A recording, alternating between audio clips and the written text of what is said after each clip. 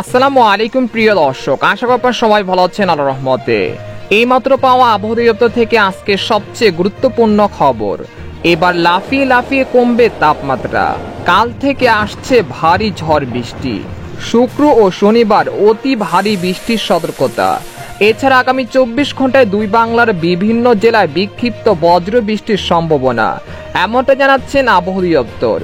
আজ ও আগামীকাল কোন কোন জেলায় ঝড় বৃষ্টি হতে পারে এই বিষয়ে কি বলছে আজকের আবহাওয়া রিপোর্টে জানিয়ে দেব। সম্পূর্ণ বিস্তারিত ভিডিওদের সঙ্গে থাকুন। আর আপনি কোন জেলা থেকে আমাদের আবহাওয়ার খবরটি দেখছেন অবশ্যই কমেন্ট করে জানিয়ে দিবেন। আর সবার আগে সবার প্রথম সঠিক আবহাওয়ার খবর জানতে আমাদের চ্যানেলটিকে সাবস্ক্রাইব করে রাখুন। এবার জেনে নিন এক নজরে।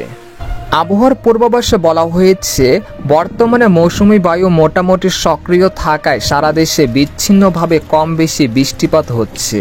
ফলে বাতাসে আর্দ্রতা বেশি থাকায় গত সপ্তাহ থেকে বেশ গরম অনুভূত হচ্ছে। এই পরিস্থিতির মাঝেই বৃহস্পতি ও শুক্রবার এই দুদিন সারা দেশে দিন ও রাতের তাপমাত্রা সামান্য কমতে পারে বলে জানিয়েছেন বাংলাদেশের আবহাওয়া দপ্তর।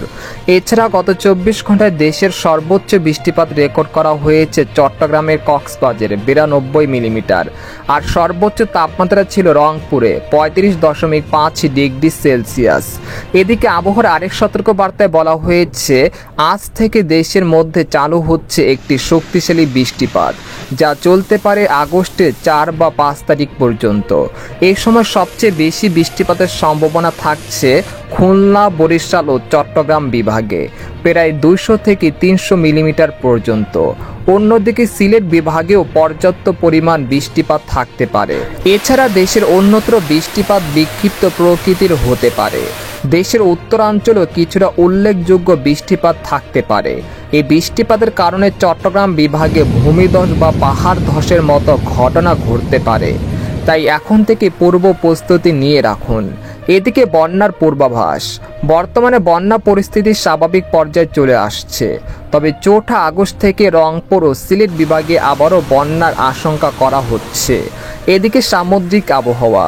বর্তমানে দক্ষিণ মধ্য বঙ্গোপসাগর বেশ উত্তাল রয়েছে এবং আগামী এক সপ্তাহ সাগর উত্তাল থাকতে পারে। যদিও বর্তমানে দেশের সমুদ্র বন্দরগুলোকে সতর্ক সংকেত নামিয়ে ফেলতে বলেছে বাংলাদেশের আবহাওয়া দপ্তর।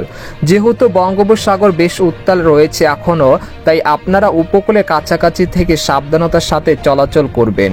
এদিকে বাংলাদেশের আবহাওয়াবিদ মোহাম্মদ ওমর ফারুক জানান, আজ সকাল 9টা থেকে পরবর্তী 24 ঘন্টায় খুলনা, বরিশাল, চট্টগ্রাম ও সিলেট বিভাগের অধিকাংশ জায়গায়, ময়মনসিংহ ও চট্টগ্রাম বিভাগের কিছু কিছু জায়গায় এবং রংপুর, রাজশাহী ও ঢাকা বিভাগের কিছু কিছু জায়গায় অস্থায়ীভাবে দমকা হাওয়া সহ হালকা থেকে মাঝারি ধরনের বৃষ্টি বা বজ্রসহ বৃষ্টি হতে পারে।